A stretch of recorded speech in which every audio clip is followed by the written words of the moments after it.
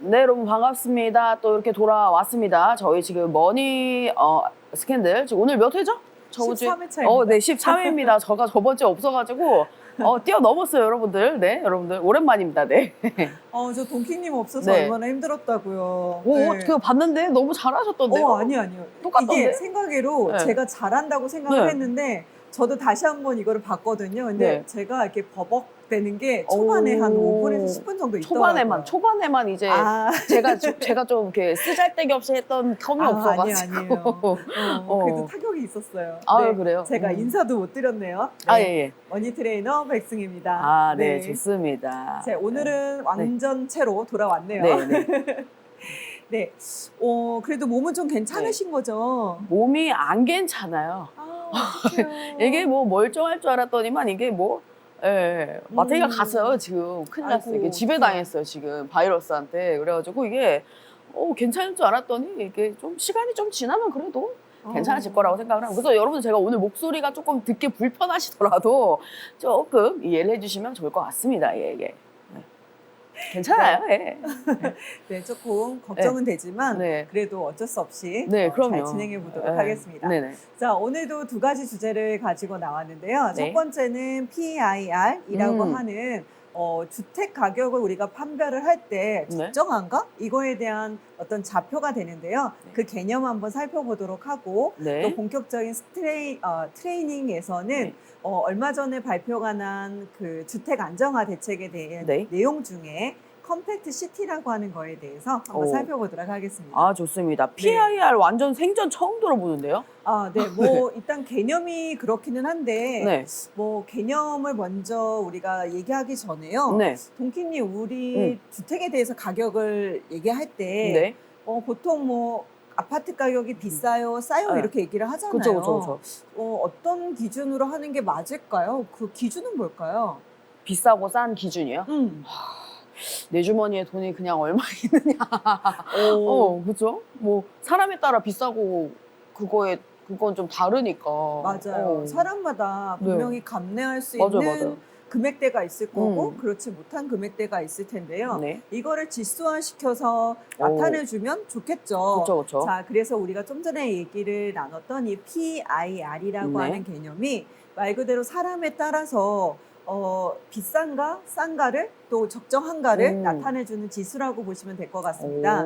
자, 사전적 정의 한번 살펴보고 가도록 하죠. 네. 자, 네이버에 이제 치시면 기본적으로 시사상식이라고 네. 하는 개념에 대해서 이제 그 정의를 해놓고 있는데요. 네. 자, PIR은요, 연평균 소득을 얘기를 합니다. 연평균 자, 소득. 네. 그런데 예를 들어서 여기서 기준이 되는 건 가구당이에요. 가구. 그러니까 예를 들어서 우리가 한 가정이라고 부르는 네. 거 있잖아요. 네네네. 엄마, 아빠, 네. 자녀 이렇게 그 한 가족체를 이룰 건데 그 가족이 집을 하나 구할 거기 때문에 네. 그 가족 단위로 적정한가를 보는 건데 네. 이게 적정한가의 기준을 뭘로 볼 거냐? 당연히 그 사람이 벌어들이는 소득으로 보면 참 좋겠다. 그리고 소득이 어떤 기준이 또 있어야 되다 보니까 1년 단위인 연평균 소득으로 따지면 적정하지 않겠는가라고 보는 거죠. 자, 그래서 연평균 소득을 기준으로 네. 한 가구가 1년 동안 한 푼도 쓰지 않고 연소득 전체를 가지고 그 집을 살 때 몇 년 정도 걸리는지 이걸 보는 거예요. 그래서 만약에 PIR이 10이 나왔다. 네. 그러면 내 모든 돈을 싹 다 모아서 한 푼도 쓰지 않고 네? 10년 동안 모아야지만 집을 살 수 있다라는 의미인 거죠. 그럴 일은 없겠지만, 한 푼도 안 쓸 일은 없겠지만, 네. 그 정도로 네. 정말 내 연봉을 정말 영혼까지 끌어모아서 네. 그래도 10년 정도는 네. 돼야 집을 한 채 살 수 있어. 이게 이제 PIR 10인 거죠.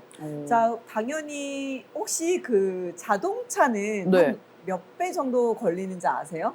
그러니까 자기 연소득 대비 네. 한 몇 배 정도가 돼야 좀 적당하다고 하는지 아시나요? 글쎄요, 때려 맞춰봤을 때 한 3, 4년?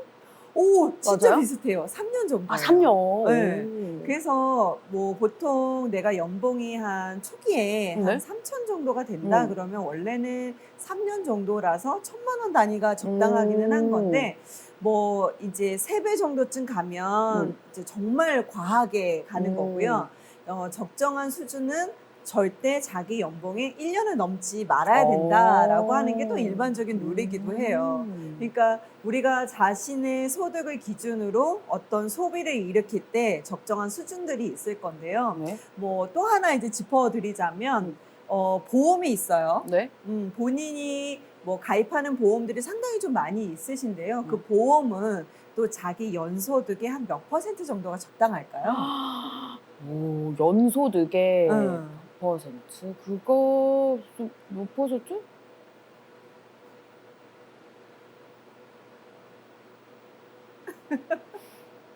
고민이 많아지셨어요. 지금 실제로 내고 계시는 보험이 내가 벌어들이는 수익이 한 몇 퍼센트 정도 이제 생각을 안 해보셨군요. 네, 전혀 생각을 안 해봐가지고 10%가 안 되잖아요. 맞아요. 15%가 넘으면 안 돼요. 그죠? 네.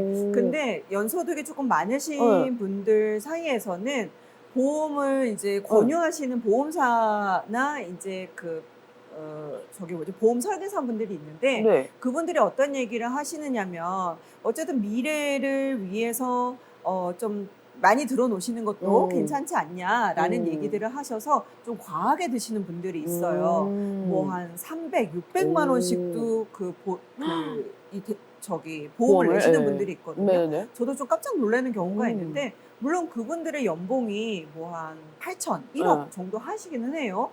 하지만 좀 과하지 않나라는 생각을 좀 하는데요. 그러다 보니까 내가 전체 벌어들이는 소득에서 이렇게 정기적으로 나가야 되는 돈들의 범위가 적정한지를 좀 나타내주고 네. 좀 파악하시는 것이 중요한데 결과적으로 집도 어찌 보면 의식주니까 필요제이기는 해요. 그쵸. 항상 내가 머물 공간인 주택은 필요한 거니까 필요조에 들어가지만 그 집을 너무 과하게 내가 사는 것도 문제가 있기 때문에 이 PI 지수를 적당껏 이제 우리가 파악을 하고 있어야 되는 문제인 거고요. 또 더 나아가서는 집값이 네. 과하냐?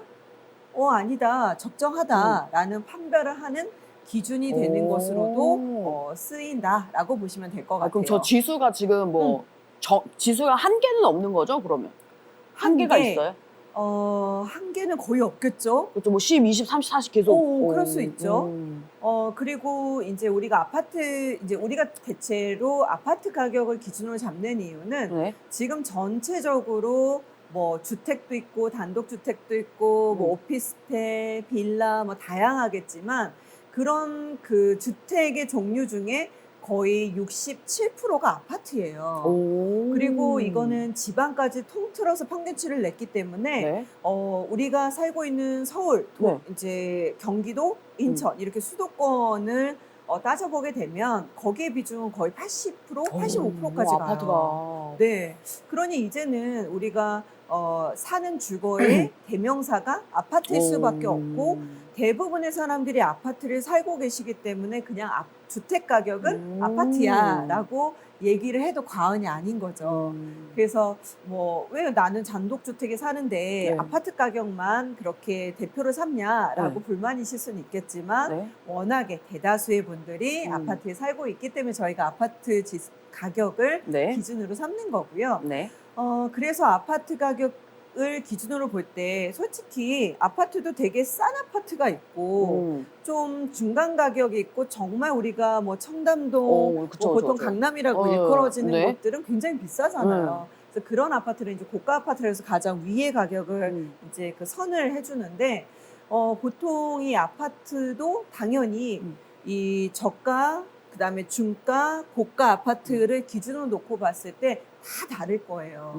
그렇지 않아요? 그쵸, 그래서 자기가 그 포함되어 있는 소득 대비 내가 적정한 아파트 가격을 살고 있느냐 이거를 이제 다시 살펴봐야 되기 때문에 당연히 서울에 계신 분들의 연소득이 다를 수 있고 또 경기도의 연소득이 다를 수 있고 인천의 연소득이 다를 수 있기 때문에 그 기준을 가지고 같이 또 판별을 해봐야 되는 거죠. 네네, 좋습니다. 한번 표를 보도록 해볼게요. 자, 이제 그 보통 이런 지수는 네. 어디에 잘 나타나 있느냐면 네. KB 부동산이라고 있어요. 사이트 이름이. 네, 맞아요. 네. 자, 은행 중에는 네. 뭐 우리은행, 네. 또 하나은행. 국민은행, 하나은행 네. 뭐 많이 있죠. 네. 자, 그런데 KB는 국민은행이거든요. 네. 유독 국민은행만이 이렇게 부동산의 어떤 그 보고를 좀 많이 하고 있고 분석들을 많이 하고 있어요. 그래요? 근데 이 KB 부동산 시세는 말 그대로 부동산 왜 우리 아파트 근처에 네. 가보면 네. 부동산들 있잖아요. 그쵸. 그 부동산들을 한 세 군데 정도를 지정을 해서 네. 이 그러니까 말 그대로 국민은행에서요. 이 아파트의 가격은 얼마인가요? 네. 하고 물어봐요. 근데 뭐 팔린 가격도 있을 거고 이제 물건을 그냥 내놓은 애도 있을 거고 네. 급매물도 있을 거고 좀 다를 거잖아요. 네. 그래서 그 아파트 세 군데의 어떤 그 가격을 여쭤봐서 그 데이터를 갖고 와서 하위, 중위, 상위 이렇게 해서요. 가격을 어느 정도 지표로 만들어요. 그게 바로 KB 국민 시세예요. 그리고 KB 부동산에는 이런 내용들을 올려놓도록 되어 있어요. 그래서 보통 뭐 네이버에 이제 뭐 네이버나 우리가 보통 그 다음이라고 카카오라고 일컬어지는 이제 가장 큰 이 포털 사이트에서는 부동산 가격을 나타내주고 있는데 거기에 보면 지금처럼 KB 부동산 시세 하나, 그 다음에 실거래가라고 들어보신 적 있죠? 네네네. 네. 그래서 이거는 이제 그 나라에서 네. 이제 기관에서 나타내주는 실거래가 내용을 이제 부동산들이 신고를 하도록 되어 있는데 그 신고된 내용을 올려주도록 되어 있어요. 그래서 실거래가가 이제 두 번째, 그 다음에 한국부동산정보원이라고 해서 이제 그곳에서 나타내는 감정가가 또 따라 있는데 약 3개 정도를 그 참고하실 수 있도록 되어 있거든요. 그래서 KB 부동산은 생각보다 이 부동산에 대한 자표나 혹은 이런 데이터들을 이제 공식적으로 내놓는 곳이다라고 보시면 될 것 같고요. 네. 그래서 KB 부동산 사이트에 가시면 이 PIR에 대해서도 데이터를 보실 수 있고 그 다음에 아까 뭘 내준다고 그랬죠? 아파트 가격을 또 실어준다고 했잖아요. 그래서 그 두 개가 이제 비교해 볼 수 있는 데이터들도 같이 내놓고 있습니다. 그래서 지금 갖고 온 것이 바로 이제 그 연소득에 따르는 서울, 경기, 인천 즉 수도권 지역의 PIR을 기준으로 한 아파트 가격 대비 몇 정도가 되는지를 나타내주는 표라고 보시면 될 것 같아요. 자, 그러면 지금 그 평균 내 연소득을 이제 저 빈 칸에 쓰시면 돼요. 그래서 내가 정말 그 소득 대비 내가 살고 있는 지역이 만약 경기도라면 적당한지 비싼지 혹은 몇 배 정도 되는지를 좀 넣어보실 수 있는 거죠. 자, 그래서 지금 데이터에서는 연소득이 그 5,588만 원 이렇게 해서 이제 넣어본 거예요, 데이터를. 자, 그랬더니 지금 보니까 서울 지역에서는 연소득에 따라 지금 한 14배 정도쯤이 된다라고 이제 평균치가 나온 거잖아요. 자, 그러니까 아파트 가격은 한 8억 정도쯤 될 거야 라고 이렇게 적당하다라고 봐주시는 거고요. 그 다음에는 이제 경기도로 가면 약 11배 정도쯤 되니까 아파트 가격은 한 6억 3천대 정도를 사는 게 적당해 라고 하는 거고요. 또 이제 인천 지역에 가면 약 10배 정도니까 연소득 대비 한 5억 7천 정도의 아파트 가격이면 이제 살 수 있거나 또 적당하다 이런 표현으로 보시면 될 것 같아요. 신기하다. 저렇게 딱 나와주는구나, 표가. 네. 자, 그래서 이 표는 당연히 이제 이 지표는 어디서 가져온 거냐 이제 그것도 봐야 되겠죠. 그래서 하나 더 보도록 하겠습니다. 자, 얘는 말 그대로 서울, 경기, 인천 지역의 내 연소득을 기준으로 해서 아파트 수준에 따른 가격, 주택 가격을 쫙 표시를 해준 거예요. 그래서 아까 그 표로 정리했던 내용이 서울에서는 한 8억 정도 되고 경기도에서는 한 5억 정도 되고 그다음에 인천에서는 뭐 한 4억 정도 돼라고 하는 그게 이제 표로 이렇게 표시가 돼 있는 거죠. 네. 근데 이 데이터는 네. 지금 그 연도를 보시면 22하고 3Q라고 되어 있잖아요. 네. 예, 저게 3분기라고 보시면 돼요. 아. 1년은 4개의 쿼터로 네네네. 이루어져 있으니까 네. 1분기, 2분기, 3분기, 4분기 이렇게 있을 건데 네. 지금 2022년도 3분기 기준으로 봤을 때 본인의 가구 연소득 대비 1 주택가 말씀하시는 거죠? 지금 1분기? 네네. 어. 네. 1분기, 네. 2분기, 3분기, 4분기 이렇게 쭉 그 네. 본인의 데이터에 맞춰서 이제 볼 수 있다. 이렇게 보시면 될 것 같아요. 그럼 어쨌든 저 14.4라는 게 14년이라는 네, 얘기예요. 맞아요. 안 안 쓰고. 쓰고, 안 쓰고. 한 푼도 안 쓰고. 제 말도 안 되네. 어쨌든 못 산다는 거 아니에요? 아, 대신 이제 빌려라. 그쵸. 우리는 그 네. 은행에서 빌려주죠. 음. 예. 그래서 뭐 내 주택은 내 네. 거 아니야. 은행 네. 거야라는 얘기를 하는데 네. 결과적으로 본인의 소득으로 살 수 있는 기준은 이러한데 정말로 그렇게 되려면 너무 많이 걸리죠. 그렇죠. 보통 아마 가정에서 네. 내 소득 대비 한 50% 정도를 그 저축하시는 분들 상당히 적을걸요. 그쵸. 아무래도. 혼자 사시는 분들은 그래도 좀 가능하신데 내가 결혼을 했거나 네. 혹은 자녀가 있다 그러면 솔직히 자녀가 있으신 가정은 한 10%, 20%도 네. 저축을 못 하시는 거의 것 못 같아요. 하죠. 네. 그래서 쉽지 않으실 거예요. 음. 그래서 가급적이면 내가 그러니까 버는 소득 대비 이제 그래도 이자를 낼 수는 있는 거잖아요. 그래서 이자를 내는 것으로 해서 집을 사시는 이제 이런 방향으로 갈 수밖에는 없죠. 그래서 뭐 연소득 기준으로 하는 것도 굉장히 가하지 않냐라고 생각하실 수는 있지만 그래도 우리가 아파트 가격이 적당한가라는 거를 살펴봤을 때는 PIR 기준으로 봐야 되지 않냐라고 하는 거죠. 자, 그래서 최근에 이제 아파트 가격이 그래 PIR 지수는 뭐 그런데 네. 이게 적당하냐? 14년 동안 한 푼도 네. 안 쓰고 네. 모아서 집을 사야 되는 이 정도의 가격이 맞다고 생각이 드시나요? 그런 것 같지 않은데요, 세상에. 세상에.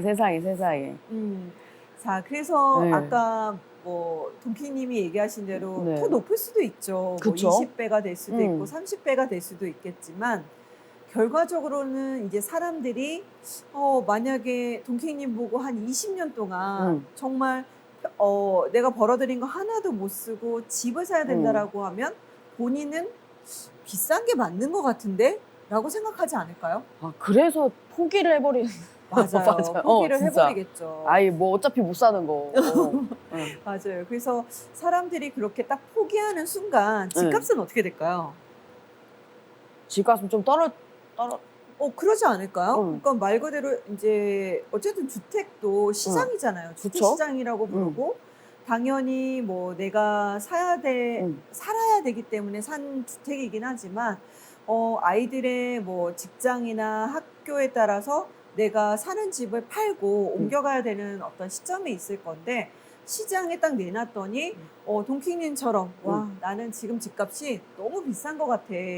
그리고 내 모든 소득 중에 상당 부분의 이자를 갚거나 정말 그 돈으로 써야 된다고 하면 아마 포기하시겠죠. 그쵸. 네.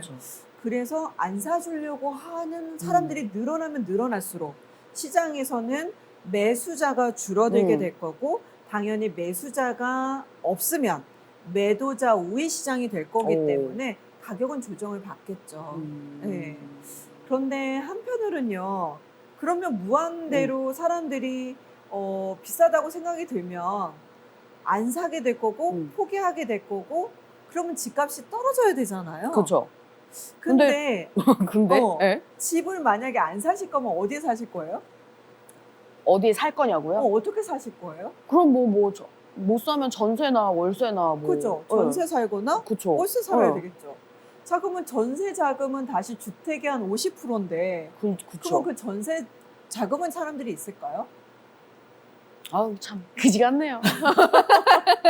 자, 그러다 보니 그 전세를 에? 다시 또 전세 대출을 받겠죠. 에이, 이러나 저러나 그냥. 에이. 네, 근데 최근에 금리가 계속해서 올라가고 있고 에. 그러다 보니 이제 월세를 찾으시는 분들이 많다고 했잖아요. 맞아요. 자, 그러면 월세는요? 싼가요? 아니란 말이죠. 당연히 좀 얄궂게 또 만약에 아까 집의 50%가 전세 가격이라고 했는데 네. 대출도 거의 50%거든요. 그러면 대출을 50% 받았으면 내가 집을 갖고 있는 동안 또 이자를 낼 거잖아요. 네. 자, 근데 그 이자하고요. 네. 내가 이 집을 월세를 줬어요. 그죠? 월세를 줬으면 거기서 나오는 월세와 내가 내야 되는 이자가 비슷하지 않을까요? 하이 또 그럴 수도 있겠네요. 네. 되게 낮으면 솔직히 그냥 전세 나버리고 말지. 굳이 내가 이 주택을 월세를 놔야 될 이유가 없잖아요. 네. 그러니까 참 뭐 모든 주택이 그렇지는 않습니다. 왜냐하면 상가 대비 이 주택 월세로 전환할 수 있는 전환율이 굉장히 낮기 때문에 그래도 좀 낮은 편이에요. 하지만 그 이자 대비 월세가 아주 낮을 수는 없을 거라는 거죠. 그래서 최근에 월세가 상당히 좀 상승을 한 이유도 네. 이 사람들이 내야 되는 이자분, 그 다음에 네. 또 부가적으로 뭐가 있을까요? 부동산을 보유하는 동안에는 재산세, 종합부동산세, 즉 보유세를 내야 되거든요. 네. 그게 다 엎어지지 않겠어요? 자, 그러니까 결과적으로는 그러니까 월세를 사는 것에 대한 리스크, 또 전세를 사는 것에 대한 리스크, 또 내가 집을 보유하는 것에 대한 리스크가 얄궂게도 비슷한 거죠. 어찌 보면. 다만 우리가 왜 집을 못 사느냐? 그래도 처음에 목돈이 필요하거든요. 그렇죠. 네, 그 시드머니가 없기 때문에 어쩔 수 없이 우리는 전세를 사는 거고 어쩔 수 없이 월세를 사는 거란 말이에요. 그렇죠. 네, 갑자기 동킹님의 화면이 잡혔는데 너무 모든 걸 포기하는 듯한 모습이라 갑자기 마음이 짠했어요. 네네. 욕심이 없어요. 저 욕심이 없어요. 당당하게 딱 허리를 펴고 자, 기운 내시고요. 네.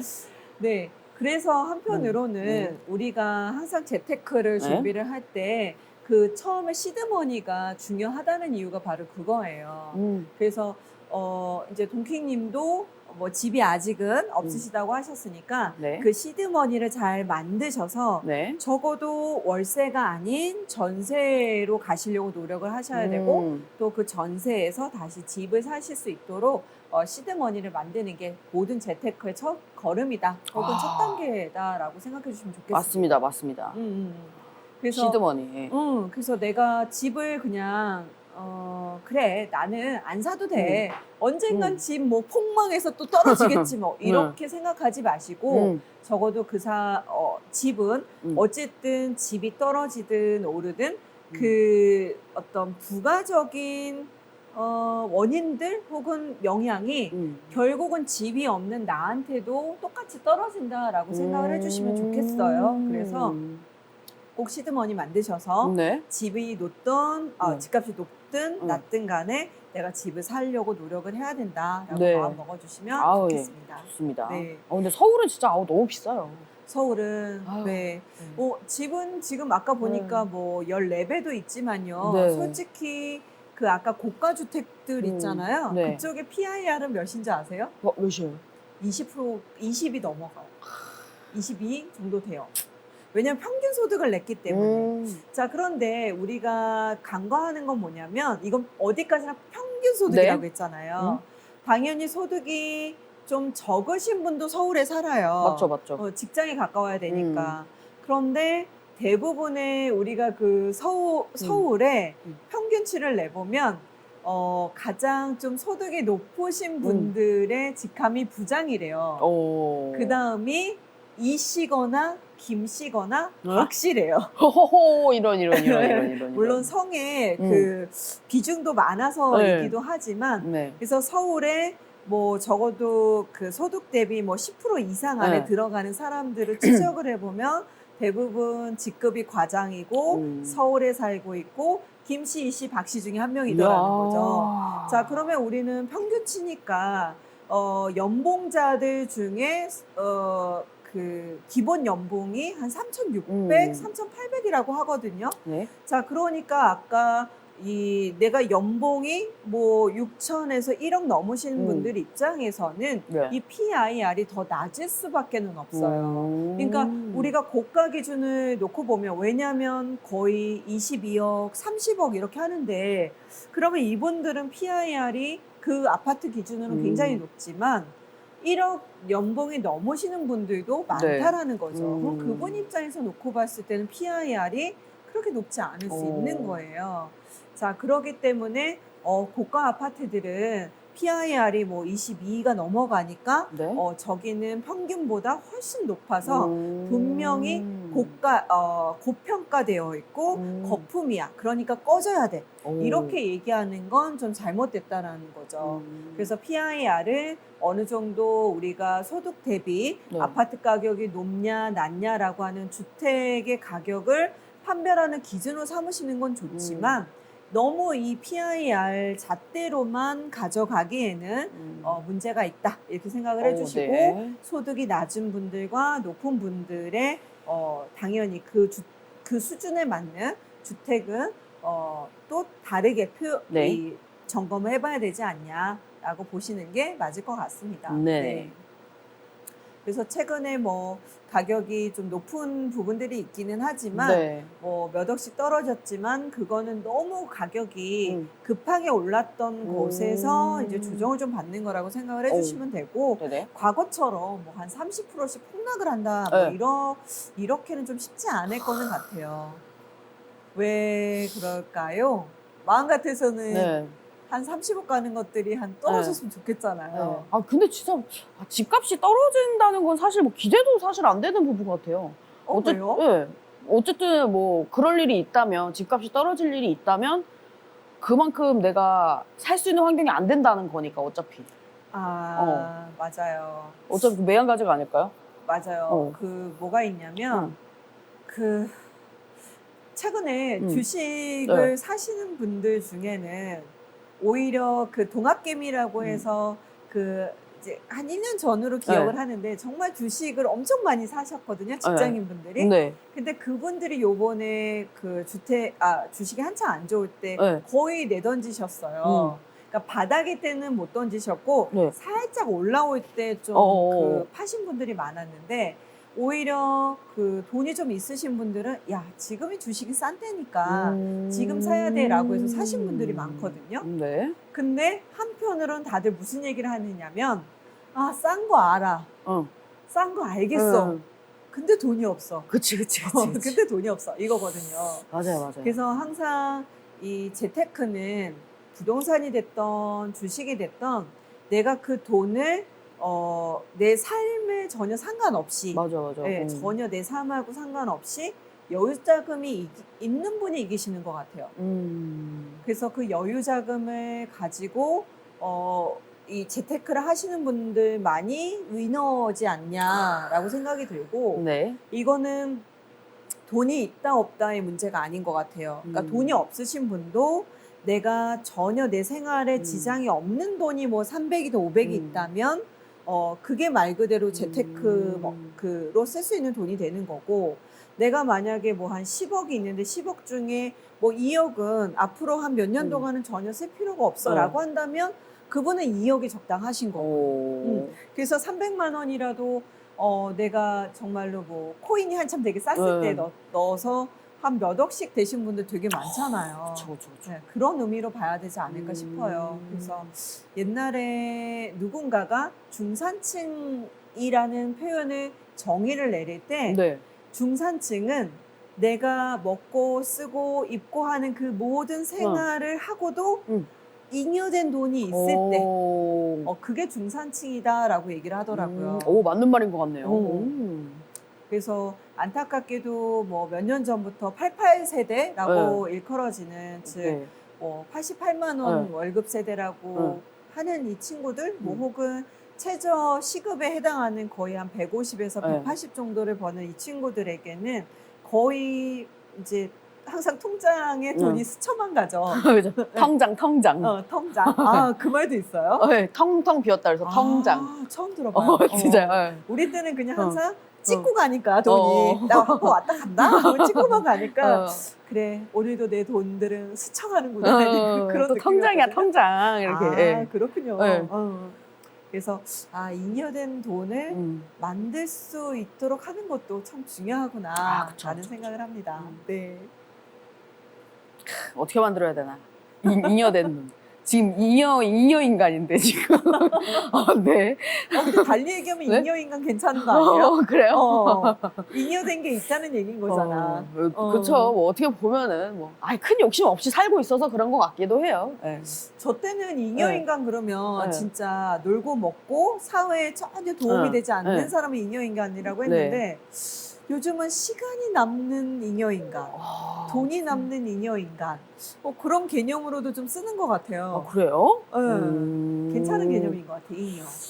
뭐 좋게 뭐 해석을 해주신다면야 열심히 놀도록 하겠습니다. 예. 네, 맞아요. 아이고.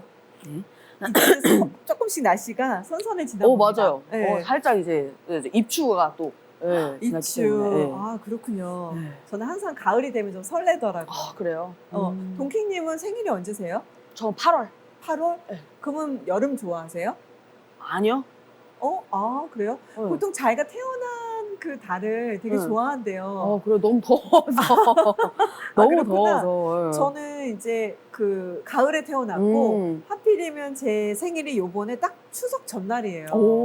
네, 이렇게 제 생일을 한번 어필을 해봤는데 네.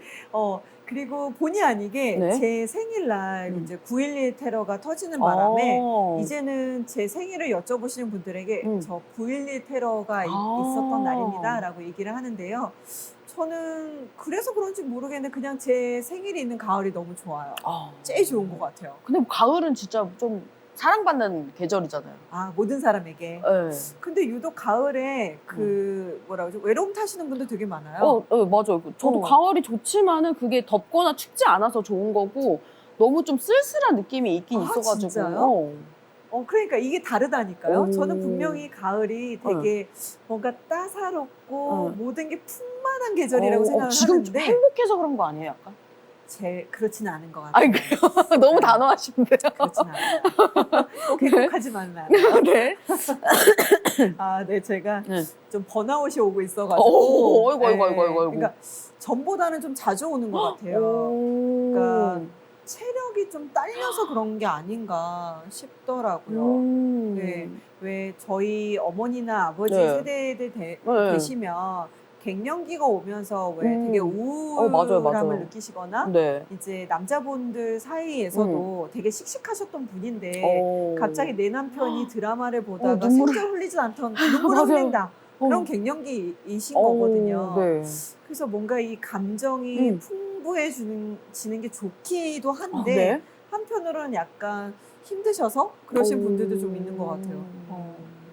네, 갑자기 막 치근해졌어요. 제가 재채기 한번 하면서. 가을이 오나 보다. 네네네. 맞아요. 네. 네. 자, 아파트 가격이 네. 모든 사람들에게 적정한 수준으로 내려왔으면 참 좋겠습니다. 그렇습니다. 네, 예. 그런 마음을 담고 아유, 네. 다음 순서로 네. 넘어가 보도록 하겠습니다. 네. 자, 두 번째 이제 트레이닝은 네. 무엇을 해볼까 이제 고민을 네. 하다가요. 솔직히 우리가 매번 이 새로운 주제를 정하기가 상당히 좀 어려워요. 그쵸. 네, 저한테는 네. 이게 스트레스예요. 맞아요. 네. 네. 그래서 무엇을 해드리면 좋을까 하고 고민을 하다가요. 차라리 누가 이거 해 이러면 얼마나 좋아요, 네, 진짜. 정말요, 정말요. 너무 편하잖아요, 그러면. 이게 이제 뭔가 짜고 이러는 게 여러분 진짜 쉬운 일이 아닙니다, 이거 진짜로. 그리고 이 주제를 또 좋아하실까? 맞아. 그것도 좀 잘 모르겠어요. 하지만 어쨌든 제 입장에서는 제가 아는 범위 내에서 그리고 네. 가장 최근에 이슈가 됐던 내용들을 다뤄드릴 수밖에는 없어서 네. 어떤 내용을 가지고 오면 좋을까라고 생각을 했다가요. 네. 8월 16일인데요. 네. 그날 주택 안정화 대책을 발표를 했어요. 네. 윤석열 정부 입장에서는 이제 두 번째 어떤 발표이거든요. 솔직히 100일 동안 네. 즉 이번 정부가 들어서고 100일 이내에 네. 주택 안정화 대책을 꼭 내놓겠습니다라고 얘기를 했었거든요. 그러면 5월 달이었으니까 네. 적어도 6, 7, 8 그러면 9 조금 이제 넘어가지 않는 때까지가 한 100일이잖아요. 네. 그러다 보니까 한 8월 초 정도에는 네. 그래도 국민들한테 약속을 했으니까 뭔가 대책들을 내놓아야 되는 시점이었거든요. 네. 그래서 8월 초에 주택 안정화 대책을 내놓겠습니다라고 얘기를 했는데요. 그 발표를 하겠다고 했던 전날, 네, 바로 전날 집중호우가 내렸어요. 딱 그때구나. 네, 그리고 집중호우가 좀 괜찮을 줄 알았는데 생각외로 너무 수도권에 맞아요. 특히나 서울 도심지에 네. 이제 그러다 보니까 좀 이게 한 주 정도 늦어져서 이제 8월 16일 날 발표가 났고요. 네. 그래서 8월 16일 주택 안정화 대책입니다.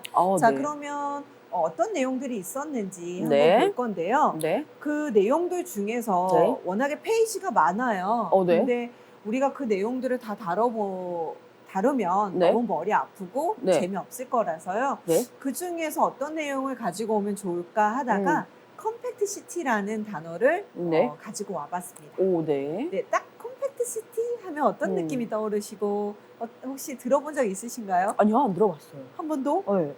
뭐 816 그 주택 안정화 뭐 그건 들어봤는데 세부 내용을 뭐 보진 네, 않아가지고. 그러신 분들 많더라고요. 816 대책이 있으신 건 아는데 이제 세부 내용을 뭐 잘 모르겠다라고 하시는 분들도 있는데요. 네. 워낙에 이제 유튜브 내용들이 많이 다루고 계시기 때문에 뭐 찾아보시면 되겠지만 네. 저희 채널은 좀 너무 그 부동산에 대한 내용을 깊게 들어가지 않고 네. 조금 그래도 재밌게 좀 가는 게 포인트다 보니까요. 네. 이 컴팩트 시티에 대해서만 하려고 해요. 네. 자, 근데 이 컴팩트라고 하는 단어가 주는 느낌이 있죠. 컴팩트. 컴팩트는 어떤 느낌일까요? 좀 뭔가 좀 이렇게 작은? 뭔가 약간 작은 곳에 얼망졸망. 이렇게 이런 느낌? 네. 맞아요. 네. 컴팩트. 근데 거기 뒤에 시티가 붙었으니까 도시잖아요. 네. 그러니까 컴팩트 시티는 말 그대로 뭔가 되게 작고 그러니까 면적은 작은데 굉장히 오밀조밀하게 완벽하게 지어진 느낌일 것 같은 느낌.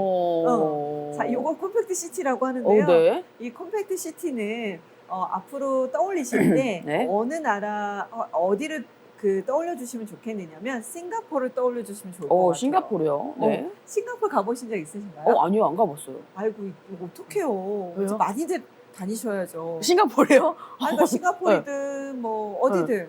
그쵸. 그럼 좋죠.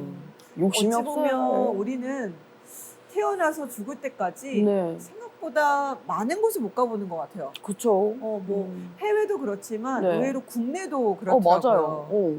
그래서- 오히려 우리나라에 여행 온 외국인들이 더 많이 다니고 맞아요. 우리가 모르는 걸 더 많이 알고 있고. 맞아요. 그리고 저도 제가 일산에 지금 아이들 때문에 어쩔 수 없이 네. 정착을 하면서 한 2000년도에 들어왔으니까 22년째 살고 있거든요. 네. 근데 저도 제법 가본다고 가봤는데 많이 못 가봤더라고요. 근데 오히려 저 아이는 네. 제 아들은 걷는 걸 되게 좋아해요. 걷는 거. 걷는 걸 되게 좋아해요. 네. 그래서 뭐 행주산성까지도 걸어가고요.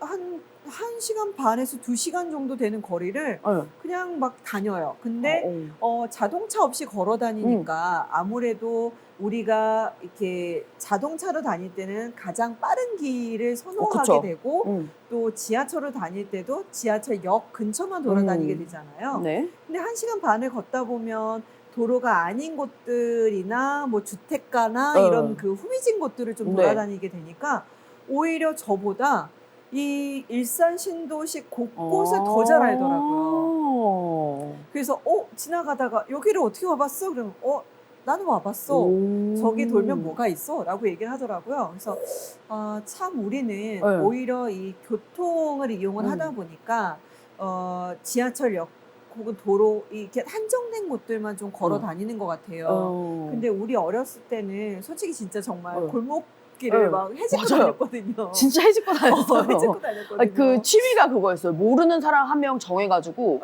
저 사람 모르게 어렸을 때 따라가기. 에? 그냥 처음 본 사람을? 그냥 뭐 이렇게 놀면서 이렇게 어디까지 가나 한번 따라가 보자. 뭐 이렇게 막 돌아다니고 그랬었어요. 동네에서. 정말요? 네. 요즘 같으면 그렇게 한다고 그러면 정말 난리 날 텐데 부모님들한테 혼날 텐데. 그쵸. 근데 그때는 그냥 막 돌아다니고 이런 거 좋아해가지고 골목골목 진짜 엄청 싸돌아다녔어요. 진짜로. 그랬구나. 저희 때는 그 망태 할아버지라고 있었는데 이게 그래서 들키면 안 돼. 들키면 안 돼. 그 망태 할아버지가 잡아간다고 그래갖고 저희 눈도 안 마주치고 그랬거든요. 그랬군요. 네. 맞아요. 그러니까 요즘 아이들은 오히려 부모님들이 지하철도 함부로 못하게 하고요. 뭐 이제 낯선 곳을 가면은 꼭 행선지를 이제 부모님들이 체크를 하실 수밖에 없을 정도로 좀 워낙에 사회가 험하기도 하다 보니까 어떤 그런 자유로움을 좀 많이 박탈당한 것 같아요. 저희 어렸을 때랑은 진짜 좀 비교가 안 되는 것 같아요. 좀 약간 갇혀 있다고 해야 되나? 맞아. 그래서 한편으로는 옛날이 좀 부럽기도 해요. 맞아요, 진짜. 그 동네 사람들 다 애들끼리 막 모여서 이렇게 놀고 이런 게 있었는데 요즘은 또 옆집에 누가 사는지도 모르고 이러니까. 그래서 조금 더 옛날만큼 좀 더 자유롭게 이렇게 아이들이 돌아다닐 수 있는 그런 환경이 조성이 되면 참 좋겠다라는 생각은 듭니다. 네.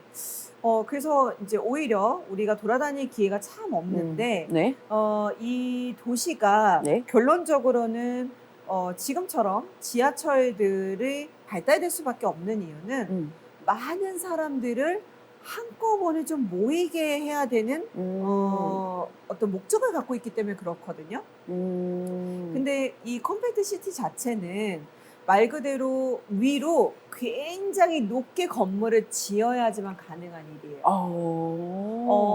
싱가포르, 홍콩 이제 나중에 가보시면 알겠지만 홍콩은 그 레이저 이렇게 빔 같은 거 쏘는 걸로 되게 유명하고요. 그 저녁 시간이 되면 그러니까 불빛들을 내줘서 그거를 이제 우리로 치자면 한강 같은 그 강에서 그걸 지켜보는 걸로 되게 유명해서 도시 사진들도 되게 많아요. 네, 근데 그렇게 하는 게 이 관광 도시를 만들기 위해서 그 건물을 갖고 있는 건물주들이 협력을 해준 거예요. 왜냐하면 그 건물 입장에서는요. 그 저녁마다 그 불을 켜주고 레이저를 내주고 하는 거가 전기료가 굉장히 나간대요. 그렇죠. 그럼에도 불구하고 홍콩이라고 하는 도시를 관광도시로 만들기 위해서 이제 같이 공동으로 그 협업을 해주는 건데요. 이 건물들이 굉장히 높은 애들을 우리는 뭐라고 부르느냐? 마천루라고 불러요. 마천루? 마천루. 하늘을 찌를 듯이 높은 건물이다라는 뜻인데요. 옛날 어르신들이 봤을 때는 야, 저 건물이 하늘을 찌르겠는데? 라고 하는 표현이라서 이제 그걸 한자로 바꾸면 이제 마천루라고 하는데 이렇게 높은 빌딩들이 들어선 곳 그게 이제 우리가 보통 얘기하는 도심지고 상업지역이고 역세권인 거죠. 자, 그런데 제가 왜 이 마천루, 싱가포르, 홍콩 얘기를 왜 하고 있느냐면 요번에 발표된 이 816 대책에서 우리 도심지를 주로 개발을 하겠다라고 하는 게 키포인트예요. 그래서 키워드 하나가 바로 도심이고요.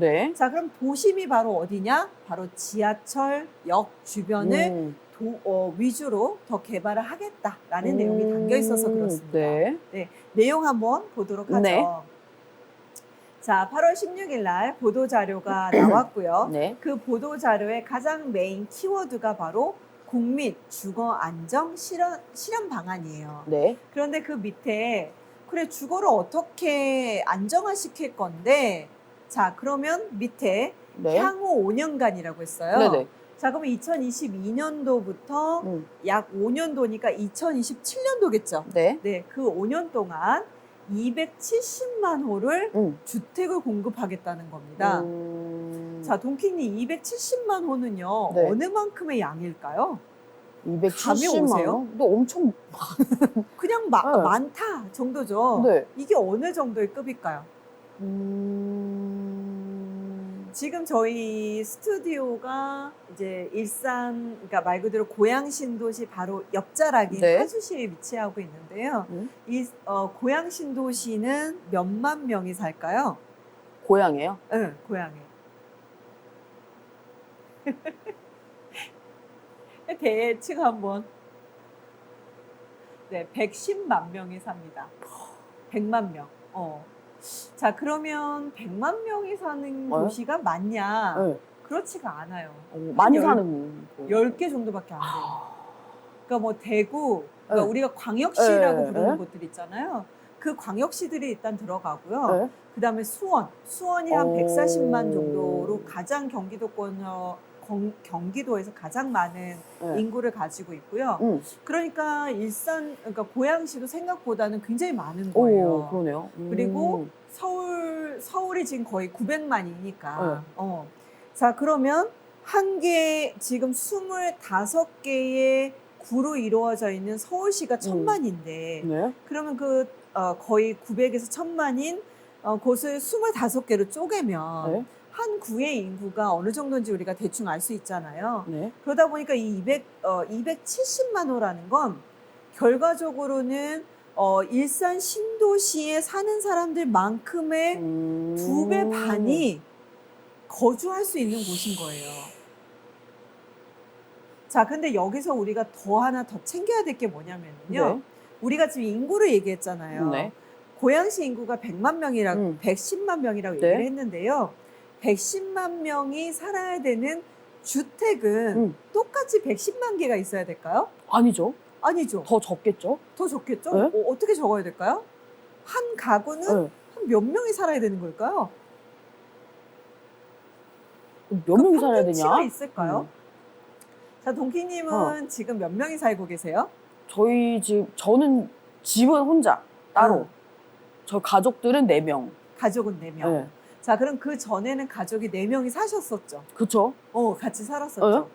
저도 저희 형제가 언니, 오빠, 저 이제 삼형제라서 5명이 같이 살았거든요. 네. 자, 그러면 제가 살았던 때가 그래도 혼자 살기 시작한 게 2000년도부터니까 적어도 90년도까지는 5명이 같이 살았어요. 네. 동키님도 한 4명 정도까지 산 때는 언제였을까요? 저희도 이제 가족이 5명이니까 저도 2000년대 초반까지는 2000년도 초반 정도까지는? 네. 자, 우리 그 베이비 부모 세대들이 네. 한 50년도에 이제 전쟁이 끝나고 네. 이제 30살이 되는 때가 이제 한 80년도쯤이거든요. 그때 이제 결혼들을 하시기 시작을 했고 이제 아이들을 낳았는데 처음에는 당연히 2분이 결혼을 하셨을 거잖아요. 네. 그럼 80년도에는 주택이 크지 않아도 됐었어요. 그래서 이제 국민형이라고 해서 그때는 한 25평형 이제 그게 가장 일반적인 형태였고요. 네. 이분들이 이제 자녀를 낳지 않았겠어요? 한 명 정도를 낳았겠죠? 자, 그러다 보니까 방이 하나 더 필요해요. 그래서 30평대 아파트가 생겨났어요. 그래서 방이 3개인 형태 네. 이렇게 갖고 그 다음에는 집이 이제 조금 더 컸으면 좋겠어서 이제 42평형까지 늘어난 거예요. 네. 그래서 보통 우리가 그 40평대 기준으로 잡았을 때까지는요. 적어도 4가구가 한 세대를 이뤘어요. 한 가구라고 불렀어요.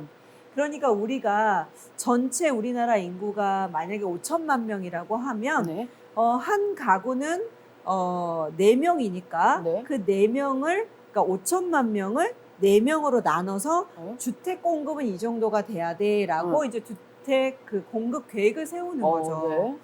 그랬는데 최근에는요. 어떤 상황이 벌어졌느냐면 자, 이제 그 주택 수요에 대한 네. 부분을 한번 볼 건데요. 네. 수급 여건이라고 되어 있고 수요에 대한 부분이 있어요. 네. 자, 수요에서 쭉 따라가다 보면 네. 어떤 단어가 등장을 하느냐면 1인 가구 등장을 해요. 네. 그리고 예상보다 많은 가구 수가 증가하고 있다. 이 얘기를 해요. 자, 1인 가구가 왜 늘어나고 있을까? 결과적으로는 1인 가구도 중요하지만 네. 좀 전에 얘기 드린 가구가요, 점점 줄어들고 있어요. 그러니까 예전에는 아이를 4명도 낳고 3명도 낳고 2명도 낳는 네. 경우가 아주 일반적이었는데 네. 요즘 제 친구들을 보면 네. 자녀가 1명인 경우가 상당히 많죠. 오. 네. 그리고 뭐 낳지 않는 네. 가구들도 좀 있고요. 네. 자, 그러다 보니까 지금 이 한 가구, 즉 한 세대를 이루는 그 평균치가요, 2.07이래요. 그러니까 거의 그냥 없는 거네요. 거의 부부끼리 살거나 뭐 10명 중에 아이를 낳는 가구가 생각보다 많지 않다는 네. 거죠. 아이를 무조건 낳았으면 3명일 건데 낳지 않거나 뭐 혹은 결혼이 늦어지거나 이런 세대들이 있다 보니까 2.07이고요. 자, 그러다 보니까 결과적으로는 이 주택 수를 판별을 할 때요, 이제는 그냥 많이 잡아도 한 가구에 3명 정도밖에 필요 없다라고 보셔도 되고, 한 가구가 2명이라고 봐도 무난할 정도가 됐어요. 자, 그런데 아까 얘기 드린 이 혼자 사는, 네. 결혼하지 않거나 네. 혹은 결혼을 했다가 네. 이혼을 해서 각각 분리가 된 세대도 있고요. 또 결혼을 하셨던 분들 중에서도 나이가 드셔서 이제 그 먼저 돌아가셔서 사별하시는 분들도 좀 네. 있다 보니까 혼자 사시는 노인층 분들도 좀 늘어나시게 됐고요. 또 뭐 학업과 관련된 뭐 혹은 지방에서 직장을 위해서 이렇게 올라오는 세대도 늘어났고, 네. 또 혹은 뭐 고등학생, 중학생인데도 어떤 다르게 그 세대 분리해서 가는 경우가 네. 많아지다 보니까 이제는 그냥 엄마, 아빠, 아들, 딸 이렇게 어떤 3가구, 4가구씩 이루어지는 이 당연한 어떤 그 가족 구성원들이 네. 너무나도 다양해진 거예요. 그래서 우리가 예전에는 네. 주택수가 이 정도면 충분히 짓지 않았냐라고 했지만 이제는 1인 가구 혹은 그런 세대 수가 네. 좀 늘어날 수 있는 요인이 상당히 많아졌다는 거죠. 그래서 오히려 가구 수가 증가해야 된다라는 얘기를 좀 하고 있는 거고요. 네. 그다음 2번째 줄에는 뭐가 네. 있었어요? 소득 증가에 따른 주거 상향, 이렇게 돼 있네요. 네. 자, 예를 들어서 옛날에는요, 제가 아까 25평, 33평, 42평 이렇게 계속 변해왔다고 했잖아요. 네네네. 이게 소득에 대해서도 영향이 있어요. 옛날에는 소득이 좀 작았을 때는 내가 필요로 하는 면적이요, 6평 정도면 됐대요. 그래서 아까 4가구가 한 가구를 이룬다고 네네네. 했잖아요, 네. 4명이. 네. 그래서 6, 4, 몇? 24. 24, 네. 맞아요. 그래서 24평이 필요로 했던 거고요. 음. 그 다음에 소득이 조금 커지면서 8평 정도를 1인이 필요로 했대요. 자, 그럼 4, 8에 4, 8에 32. 그렇죠. 32평형이 그래서 네. 생겨나게 된 네. 거고요. 자, 그 다음에는 이제 소득이 더 늘어나서 12평 정도를 1인이 필요로 했대요. 네. 자, 그러면 야. 4 곱하기 12는 4 곱하기 12, 48. 맞아요. 네. 그래서 48평형이 생겨나게 된 거예요. 와. 자, 그래서 이제는 그럼 한 몇 평 정도를 필요로 할까요? 지금이요? 지금 1인이. 더 오른 거죠, 지금? 그랬겠죠? 뭐 15평 이렇게 올랐나? 15, 16? 오, 맞아요. 지금 6, 8, 12, 16. 16. 최소 16평 정도를 필요로 하고 있대요. 자, 그래서 이제는요, 우리 오피스텔 생각해 보시면 돼요. 오피스텔들이 혼자 사는 가구들이 상당히 많이 있잖아요. 네. 그래서 이제부터는 이 혼자 사는 1인 가구들이 필요로 하는 층이 면적이 약 16평 정도쯤 되게 될 거고요. 그런 형태들이 외국에서는 굉장히 많이 개발들이 됐어요. 그래서 로프트 스타일이라고 얘기를 하는데 네. 좀 사무실처럼, 지금 기존의 오피스텔 생각하시면 돼요. 기존의 오피스텔처럼 이렇게 뻥 뚫려 있는 공간인데 뭐 TV 놓고 이제 뭐 소파 좀 놓고 책상 놓을 수 있는 네. 그런 한 7, 8평 정도 되는 공간을 따로 두고 네. 그 다음에 내가 침실처럼 쓸 수 있는 어. 한 4평에서 6평 정도 되는 공간을 방 하나를 따로 두는 거. 요렇게 그 이제 레이아웃이 되는 그 형태들이 네. 외국에서는 굉장히 좀 많은 편이래요. 그래서 지금은 어쩔 수 없이 좀 저렴한 월세를 만들기 위해서 원룸이라고 부르는 네. 한 6평에서 8평 정도 되는 그 오피스텔이나 원룸들이 많이 생겨났지만 네. 앞으로 소득 수준이 좀 늘어나게 되면 음. 이 연소득이 나쁘지 않고 결혼을 굳이 빨리 하려고 하지 않는 이 전문인들을 상대로 하는 한 16평 정도쯤 되는 이 주거 형태들이 개발이 돼서 나오게 될 거예요. 그리고 거기에 하나 더 더해져서 서비스드라는 표현을 좀 쓰는데요. 네. 밥도 내려가서 먹을 수 있고 오. 호텔처럼 그 다음에 오피스텔인데도 불구하고 호텔처럼 뭐가 있느냐면 수영장도 있고 그 다음에 사우나도 있고 네. 또 뭐죠? 뭐 피트니스 센터, 어? 뭐 골프 뭐 이런 오. 애들이 그냥 싹 들어가 있는 그러면서도 세탁기는 세탁을 맡기면 이제 자동적으로 그 해서 내 문고리를 걸어놓는 또 그리고 청소도 해줄 수도 있는 그러니까 이런 것들은 이제 내가 선택을 할 수 있는 거죠. 나는 청소는 내가 할 거야 그러면 안 맡겨도 되는 거고 밥도 내가 해 먹을 거야 그러면 안 맡겨도 되지만 옵션으로다가 네, 그냥. 그런 걸 나는 신청을 할 거야라고 하면 얼마든지 호텔처럼 그 서비스를 받을 수 있는 약간 고가 느낌의 이런 주거 형태들이 계속 나올 수 있는데요. 그런 형태들이 앞으로도 계속해서 개발이 돼서 나올 거예요. 자, 그래서 지금 이 얘기를 왜 드리느냐면 네. 아까 두 번째 줄에 어떤 표현이 있었어요? 소득 증가에 따른 네. 주거 상향을 희망한다라고 했잖아요. 네. 그러니까 이 얘기는 네. 예전에 24평이 있다면 거기에 3명이 살았다면 이제는 1명이나 2명이 살게 될 거라는 거죠. 16평이니까. 그리고 32평까지도 2명이 이제는 아이를 낳지 않더라도 혹은 아이들을 다 분가시키고 33평 정도의 규모의 뭐 애들이 있었던 방을 뭐 서재로 하나 꾸민다거나 또 뭐 딸이 있었던 방을 뭐 드레스룸을 꾸민다거나 아니면 영화를 볼 수 있는 영화 감상실로 꾸미는 이제 그런 형태들로 바뀌게 될 거라서 이제부터는 어떤 주거 공간을 설계하는 것들이 좀 많이 바뀌게 될 거예요. 그러면 예전에 이미 지어졌던 주택들은 네. 구조가 안 맞겠죠. 그쵸. 그러다 보니까 요즘 새롭게 개발이 돼서 나오는 이 주택들은 훨씬 더 조금 다양하게 제가 얘기 드렸던 것들을 좀 반영하면서 가고 있고요. 자, 그러다 보니까 이제부터는 새롭게 짓는 주택들도 필요한 거예요. 또 이미 올해 이제부터는 한 40년 차 된 주택들이 많이 생겨나고 있고요. 그래서 문정부 때에 왜 이렇게 주택이 과하게 올랐느냐? 또 고가 아까 그 강남권역에 있는 네. 아파트들은 왜 이렇게 미친 듯이 가격이 오르느냐? 네, 도심지에 신규 주택이 없어요. 공급이 없어요. 그래서 이번 윤석열 정부에서 우리 3기 신도시 그러니까 문정부까지는 그래 우리가 주택 수가 부족하지. 그러니까 그 부족한 주택을 공급을 늘려줄게 라고 해서 3기 신도시를 발표를 했는데요. 그 3기 신도시가 다 하남 미사, 남양주 왕수, 인천 계양, 부천 대장, 고양 창릉 다 서울 외곽이에요. 네. 그리고 교통편이 그렇게 완벽하게 또 해결이 되지는 않는 거고요. 네. 자, 그러다 보니까 뭔가 도심지에 정말 사람들이 원하는 왜 서울에다가는 안 만들어주는 거야? 라고 하는 비판이 있었거든요. 네. 그래서 이번에 발표한 이 정책에는 그래서 도심에다 해줄게 라는 거죠.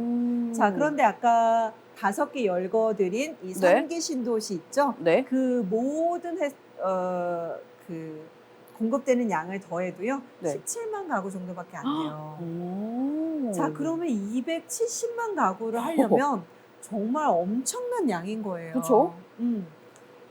자, 그럼 이제 도심지 어찌됐든 이제 만들어주겠다고 네. 하는데, 자, 그에 따르는 멸실도 있고, 어쨌든 많이 늘려줘야 되니까, 이제 공급에 대한 타당성은 있는데, 네. 어떻게 공급을 해줄 네. 거냐. 이게 가장 핵심인 거예요. 그쵸, 그쵸. 그쵸. 자, 그래서 다음 한번 볼게요. 네. 자, 그래서 도심에다가 해주는데 서울, 경기, 인천에는 빈 땅이 많을까요? 없을 것 같은데요? 그렇죠. 이미 지어진 땅들이 네네네. 다이고요. 네. 경기도는 그나마 좀 있는데 네. 서울은 우리가 지나가면서 비어 있는 땅을 저는 본 적이 없는 것 없어요, 같아요. 없어요. 네. 지으려고 부숴놓은 것을 보았거나 맞아요. 아니면 산이거나 공터거나 네, 정말 빈 땅이 네, 없다고 완전 봐도 그냥 과언이 아닐까요? 빽빽하게 그냥. 아주 빽빽하게 그죠? 네. 자, 그래서 정말 빈 땅이 없기 네. 때문에 그럼 도심지에다가 공급을 더 해주겠다는데 빈 땅은 없어요. 자, 그러다 보니까 신규 택지를 조성을 하겠대요. 그래서 안정적으로 공공택지를 공급을 하겠다는 건데 네. 자, 지금 보니까 예시로 드는 애가 있어요. 자, 네. 3기 신도시, 네. 광명 시흥, 자, 요런 데들에서 정상적으로 추진이 됐다라고 얘기를 하는 거거든요. 자, 그러니까 이 신규 택지는 그러면 서울은 아닌가 보다. 그죠? 그죠? 네. 지금 3기 신도시도 좀 전에 얘기드린 다 경기도고요. 네. 그다음에 광명도 서울이 아니거든요. 그쵸. 경기도거든요. 자, 그래서 신규 택지는 적어도 이 경기도 인근에 또다시 그와 비슷한 애들을 만들어서 더 공급을 하겠습니다라는 얘기입니다. 네. 자, 그러니까 270만 가구 중에 네. 뭔가 지금 3기 신도시 17만 빼고 나머지는 이 신규 택지를 조성해서 가겠다는 거고요. 네. 자, 그러면 도심은 어떻게 할 거냐는 거죠. 지금 계속 컴팩트 시티를 얘기를 하려고 하다 보니까 이제 나온 건데 네. 자, 그러면 이제 신규 택지를 만들 때 네. 도심지에도 만들어야 될 텐데 네. 그 공간은 주로 철도역 인근이 될 거라는 거예요. 그리고 이거는 지금 예시로 든 거는 네. 좀 전에 신도시, 즉 네. 말 그대로 경기도에 있는 것을 예를 네. 들었지만 도심지 내로 가면 지하철 중심이 될 수밖에 없다는 네. 얘기를 하려고 하는 겁니다. 자, 철도역이니까 뭐 우리가 알고 있는 아까 KTX가 쓰는 곳도 광명역이거든요. 네. 물론 지하철도 지나가지만. 네. 그런데 최근에 가장 이슈가 됐었던 역이 있어요. 그게 바로 GTX거든요. 자, GTX는 앞으로 지어질 생겨날 이 무수하게 많은 지하철 혹은 철도역들 중에 가장 강력한 노선입니다. 자, 그래서 이 철도역 인근으로 적어도 300m 이내는 우리가 초역세권이라고 불러서 복합 쇼핑몰, 즉 말 그대로 지하철도 있지만 뭐 극장, 백화점, 뭐 물건을 살 수 있는 대형 그 쇼핑몰이 들어가는 이런 애들을 넣겠다는 거고 그다음에 300m를 넘어서서 600m까지는 우리가 일반적인 역세권으로 불러서 그 지역에는 이제 저렴한 주택을 필요로 하는 청년 주택이라든지 신혼부부 특별공급에 해당하는 그런 그 세대를 짓겠다는 거고요. 600m가 넘어가는 곳들에는 이제 대단지 아파트들을 넣겠다는 거예요. 그래서 어떤 필요에 따라 이 도시 기본 계획을 세워서 이제 개발을 해주겠다는 건데 어쨌든 핵심은 역 근처가 될 거다라고 보시면 될 것 같아요. 자, 그래서 어떤 형태냐? 다음을 보시면 이제 3기 신도시의 GTX역에 특히 고양 창릉과 남양주 왕숙에는 바로 이 GTX역이 들어가거든요. 네, 그래서 고양 창릉의 이미지를 보니까 지금 보니까 7개 블럭 정도가 있는데 지하 도시형으로 역세권을 개발하겠다. 그리고 그 안에는 호텔, 방송, 정시, 문화시설들을 넣을 거고 약 16,000호 정도 되는 주상복합도 지을 예정이다. 이렇게 되어 있고요. 그다음에 지구 단위 계획을 변경을 해야지만 이런 내용들을 들어갈 수 있거든요. 그래서 내년 7월, 즉 2023년도 7월에 이런 그 기본 계획안을 바꿔서 컴팩트 시티를 만들겠다라는 얘기입니다. 네. 자, 그러면요. 저기 7개 블럭에 호텔 들어서고 응. 방송국 뭐 이런 거 들어서려면 당연히 어떻게 돼야 되겠어요? 7개 블럭밖에 되지 않으니까 건물을 높게 지어야 되겠죠. 네, 그죠. 그리고 그 건물을 높게 지으려면 네. 당연히 그 안에 공간들이 많아지는 거니까 많은 사람들이 와줘야 돼요. 그래서 저렇게 많은 사람들을 한꺼번에 네. 실어 나르고 또 그 사람들이 다른 지역으로 이동할 수 있는 GTX 역과 같은 아주 파급력이 높은 역이 아닌 이상은 좀 힘들 거라는 거죠. 그래서 이런 그 컴팩트 시티는 당연히 지하철역 그리고 굉장히 영향권이 큰 역과 항상 결부가 돼서 같이 갈 수밖에 없을 거다라고 생각해 주시면 될 것 같아요. 네. 그래서 이 컴팩트 시티는요, 그 주택을 네. 많이 공급해 주는 하나의 모티브가 되기도 하지만 그 안에 숨겨져 있는 투자 포인트는 네. 뭐가 될 거냐면 바로 지하철이라고 보시면 될 것 같아요. 그래서 동키님이 네. 자주 타고 다니시는 지하철역들 중에서도 네. 이렇게 그 컴팩트 시티급이 될 애들이 있는데요. 이제 제가 네. 열거를 한번 해볼게요. 네. 가장 가깝게는 이제 일산에서 놓고 보면 대곡역이 될 거고요. 그 다음에 지금 MBC가 통합사옥을 지은 곳이 있어요. 네. 어딜까요? 글쎄요. MBC 통합사옥이 들어선 곳 모르시나요? 네, 어디죠? 상암.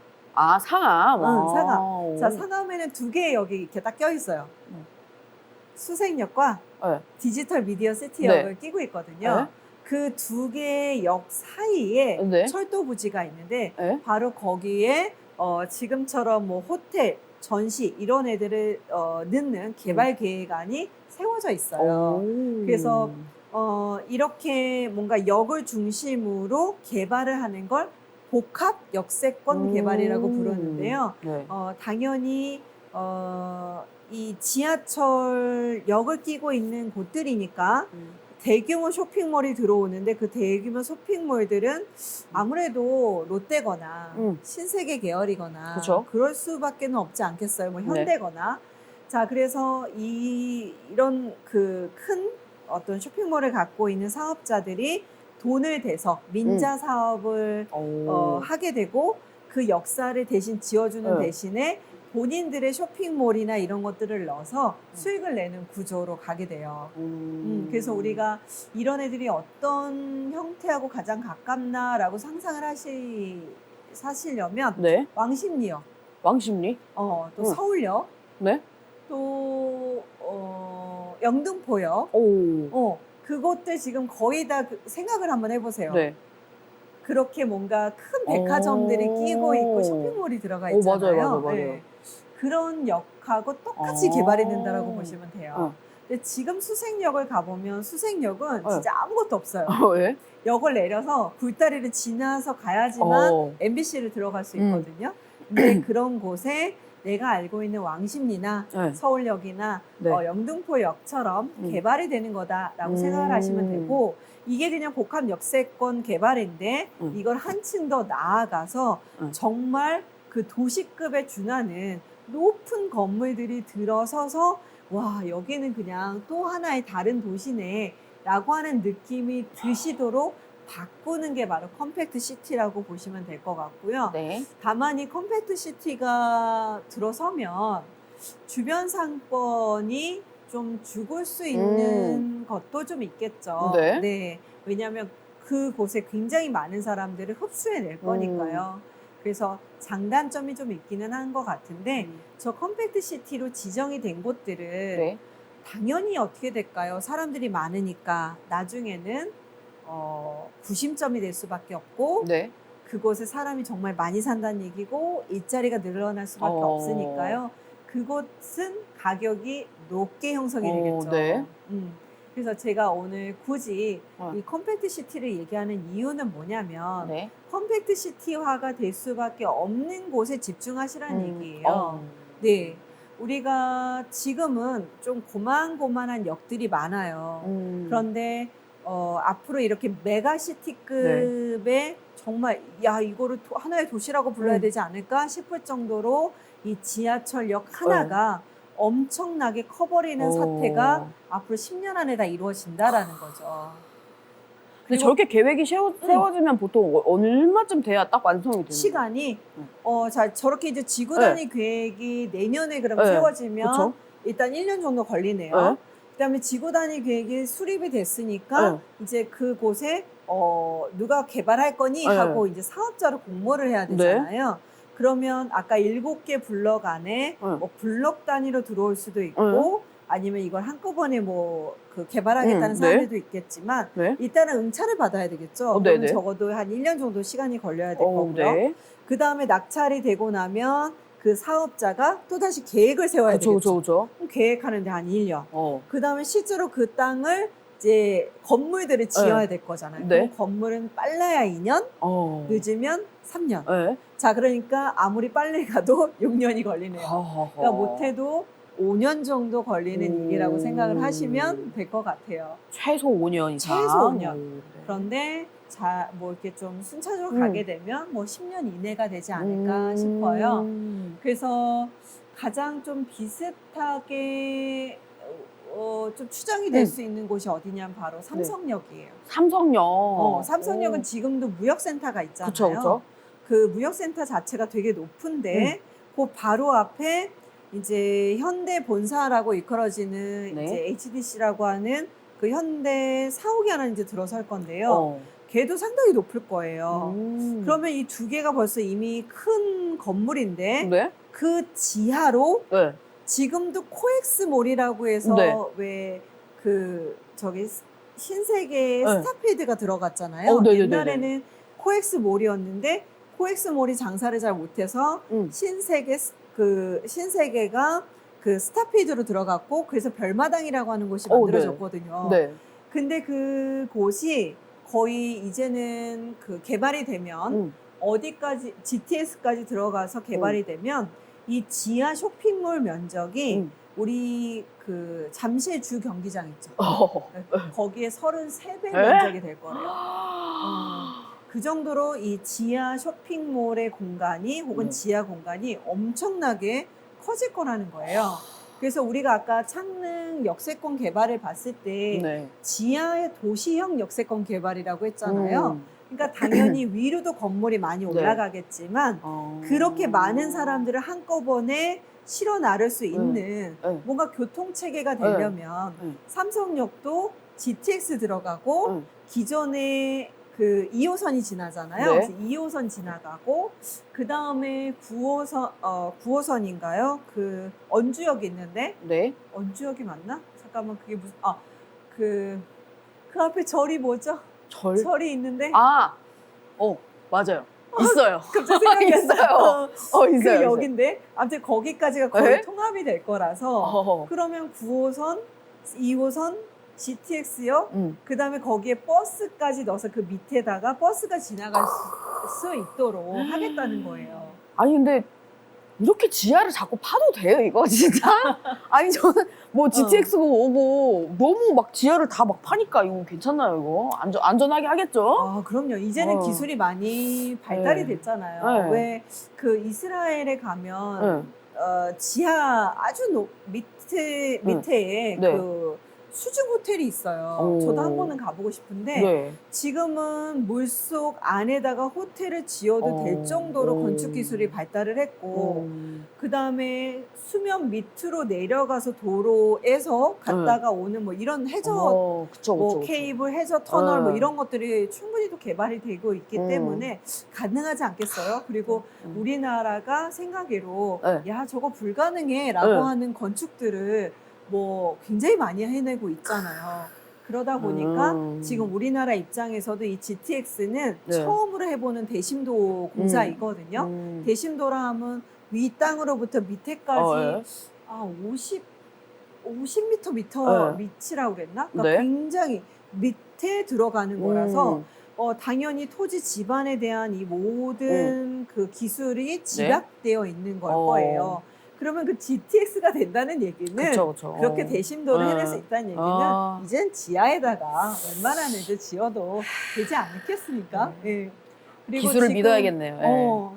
그리고 2025년도에 이 GTX가 완공이 될 건데 네. 그리고 지금 공사가 돼가고 있는데 네. 아직까지 뭐 매몰이 돼서 어. 사람이 죽었다라든가 뭐 공사에 문제가 있다라는 얘기들이 좀 들리지 않는 것으로 봐서는 네. 그래도 잘 해 나가고 있는 것 같습니다. 네네네. 네. 믿어보겠습니다. 예. 믿어야지 뭐 어쩔 거야. 네. 네. 그러네요. 네. 저도 이제 지하 세계가 네. 이렇게까지 뭐 많이 네. 열릴 거라고 저도 생각을 못 했는데 그럼 앞으로는 지하 공간들이 꽤 맞아요. 만들어지겠구나.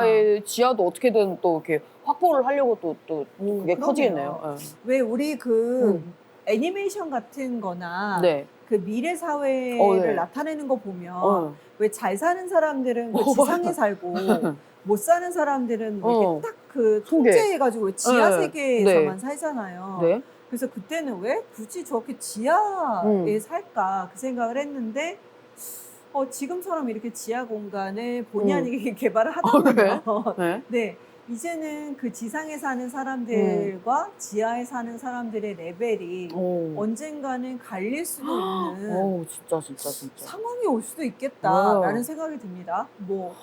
참 동키님이 안 네. 계실 때 제가 요번에 수혜를 네네네. 입었던 네. 이제 반지하에 대한 네. 얘기들을 했었는데 네. 솔직히 반지하를 없애겠다라는 얘기를 많이 하거든요. 네. 그래서 앞으로 신축되는 그 건물들에는 네. 적어도 주거로는 못 쓰게 하겠다. 그러니까 네. 지하를 만드는 것까지는 오케이인데 그 지하 공간에 주택이 못 들어가게 하겠다라는 얘기가 있었잖아요. 네.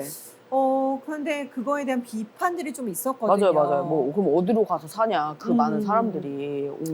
근데 한편으로는 위의 공간을 더 많이 열려줘서 용적률을 더 많이 열어줘서 차라리 위에 더 많이 살게 해주고 지하는 가급적 개발을 하지 않는 것도 좀 좋겠다라는 생각도 좀 드네요. 갑자기 그 지하 세계가 다 물에 차는 거 생각하니까 이거 네. 그러네요. 뭐 개발이 또 되겠지 어떻게든 또 이렇게 물이 안 들어오게끔. 예. 얼마 전에 네. 무슨 역이었더라? 진짜 머리가 이제는 점점 깜깜이가 돼가나 봐요. 기억이 안 나요. 그 지하철역 하나 중에 네. 약간 못난이로 멍텅구리 계단을 가지고 있는 역이 하나 있었대요. 네, 그래서 맞아요. 뻔히 그냥 지상에 있는데 맞아. 갑자기 위로 석이 솟았다가 턱처럼 이렇게 올라가는 거 맞아요. 올라갔다가 다시 또 내려가는? 네. 그래서 쟤 뭐냐 뭐 이랬는데 그 차수판, 그러니까 말 그대로 물이 넘치지 않게 그 판을 설치할 수 있도록 해주는 거였다라는 맞아요. 얘기가 돌면서 확실히 거기에는 물이 좀 덜 찼다는 얘기가 있더라고요. 맞아요. 그래서 이 지하 공간은 이 물하고 만났을 때 아무래도 리스크가 좀 많기는 하기 때문에 이게 다 밑에는 흙이잖아요. 네. 그래서 우리가 지금 특히나 일산은 싱크홀이 좀 많이 일어나고 네. 또 도심 곳곳에도 싱크홀이 좀 많이 일어나는 이유가 바로 흙과 물이 만났을 때 일어나는 현상인 건데 네. 이제 가급적이면 지하 공간은 개발을 좀 많이 안 했으면 하는 그런 생각이 조금 들기는 하네요. 어떻게 아니면 대책을 좀 잘 마련을 해라. 안전하게. 네, 본의 아니게 그런 그 생각이 좀 들었습니다. 자, 그래서 컴팩트 시티에 대한 이미지 하나만 더 보도록 할 건데요. 자, 지금 컴팩트 시티 조성 전략 그리고 해외 사례 이렇게 나오고 있어요. 자, 그래서 해외 사례를 두 가지를 가지고 왔는데 보니까 첫 번째가 홍콩 사례인 거고 또 하나는 프랑스의 사례인 건데요. 자, 여기서도 제가 아까 얘기드렸던 싱가포르하고 홍콩이 가장 좀 대표적인 사례다라고 얘기를 드렸는데요. 제가 이 컴팩트 시티가 요번 그 계획안에 들어갔을 때 가장 먼저 떠올랐던 인물이 있어요. 그게 바로 누구냐면 오세훈 시장인데요. 오세훈 시장이 저도 어젠가 다시 좀 찾아보게 됐어요. 예전에 오세훈 시장이 한번 시장으로서 계셨던 적이 있거든요. 그리고 나서 이번에 다시 되신 건데 그 중간에 누가 들어가 계셨느냐면 박원순 시장이 있었어요.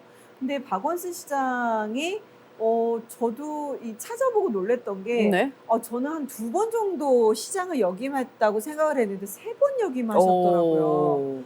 그리고 시장의 지금 기본적인 연한이 4년이라서 네. 거의 두 번, 그러니까 말 네. 그대로 중간에 그러니까 3선에 당선을 하셔서 원래는 12년을 하셔야 되는데 2년 차, 그러니까 3년, 그러니까 말 그대로 3번 당선이 되시고 세 번째 연임을 하시다가 2년 차에 이제 그 스캔들이 하나 터지시면서 이제 스스로 이제 자살을 하시는 사건이 있다 보니까 이제 거의 10년 동안 이 시장으로 네. 역임을 하셨는데요. 2011년도부터 2021년도까지. 그래서 그 이제 잠깐 1년 정도 남아 있는 기간을 네. 그 1년 한 반 정도 될 거예요. 한 1년 반 정도를 이제 오세훈 시장이 다시 그 당선이 되시면서 네. 한 1년 반 하셨고 네. 그다음에 이제 요번에 다시 또 당선이 네. 되신 건데요. 그 전에 이제 오세훈 시장이 계셨던 시절에 어떤 걸 하셨느냐면 그 우리 한강에 가면은요. 네. 뭐 그 이렇게 저기 뭐지? 카페 같은 거 있는 거 있죠. 한강? 한강에. 네. 한강에 가면 그 이제 한강변에 한 1, 2층 정도 되는 곳에 유리로 지어져 있고 네. 거기에 카페가 있는 네. 경우들이 있어요. 네네네. 무슨 전망 카페라고도 네. 하고 뭐 그런 거 이렇게 곳곳에 있거든요. 네, 있어요. 보신 적 있죠? 네. 음. 약간 레스토랑처럼 하기도 하고. 맞아요. 무슨 네. 레스토랑이라고도 네. 나오는 경우도 있고. 자, 그게요. 거의 다 오세훈 시장 시절에 세워진 것들이에요. 그리고 그게 거의 한강변을 따라서 8개가 있어요. 그리고 모르셨겠지만 그 네. 카페가요. 네. 움직일 수 있어요. 아, 그렇구나. 그래서 걔 카페가요. 네. 맨 땅에 지어져 있는 게 아니고요. 그 나중에 한번 지나가다가 자세히 한번 보세요. 그러면 그 다리가 이렇게 있긴 해요. 출렁출렁출렁출렁 이렇게. 맞아요. 네. 이렇게 부표 같은 건데 네. 이렇게 물에 뜰 수 있는 그런 구조로 되어 있어요. 그래서 그거를 이제 플로팅이라고 부르는데 왜 그 저거 뭐죠? 세빛 둥둥섬도 네. 그 뜰 수 있는 구조로 만들어져 있다고 하잖아요. 네. 그래서 애초에 그 레스토랑 혹은 카페로 쓰이고 있는 그 8개의 공간들이요. 실제로는 다 이렇게 떠서 이동을 할 수 있는 구조로 만들어져 있고요. 그러면 오세훈 시장 때 왜 이거를 만들었느냐면 네. 이제 시장이 되시고 나서 우리나라처럼 인구는 되게 많은데 잘 사는 곳이 없나? 근데 우리나라는 자원이 별로 없잖아요. 땅덩어리도 되게 좁고. 네. 그래서 우리나라와 비슷한 자연적 조건을 가지고 있는 곳을 찾다가 보니까 홍콩도 꽤 그 인구가 많지 않은데 잘 살고 그다음에 싱가포르도 상당히 이제 그 연소득이 높은 곳이란 말이에요. 그리고 둘 다 물을 가지고 있는 도시 물을 다 가지고 있고 네. 그러면은 저 도시의 특징을 살펴봐야 되겠다. 그리고 저 도시가 왜 잘 사는지도 봐야 되겠다. 그래서 가봤더니 물이 특징이면서 또 금융이 잘 발달이 되어 있고 그 다음에 관광화되어 있더라는 거예요. 그래? 그러면 그 요소들을 다 가지고 오면 좋겠다라고 해서 그때 그 용산에 금융허브를 만들려고 했었던 거고요. 네. 그 다음에 홍콩처럼 그렇게 8개의 뭐 이런 부두를 만들어서 이제 자연스럽게 물 관광, 그러니까 말 그대로 배를 띄워서 이제 한강변에서 얼마든지 뭐 요트여도 좋고 뭐 그런 관광들이 가능하게 했으면 참 좋겠다. 그러려면 당연히 이제 어떻게 돼야 되느냐면 배가 한강까지 들어와야 되지 않겠어요? 크루즈가. 자, 그래서 지금 그 김포 쪽에 가시면 그 수문이 있어요. 아라뱃길. 김포 아라뱃길. 네, 그게 다 뭐냐면 그 인천 쪽에 들어온 배가 김포 아라뱃길을 지나서 한강까지 배가 들어올 수 있도록 만들어 놓은 구조예요. 그러니까 우리나라는 가급적이면 이 한강을 관광화 상품으로 만들려고 되게 노력을 했던 거죠. 네.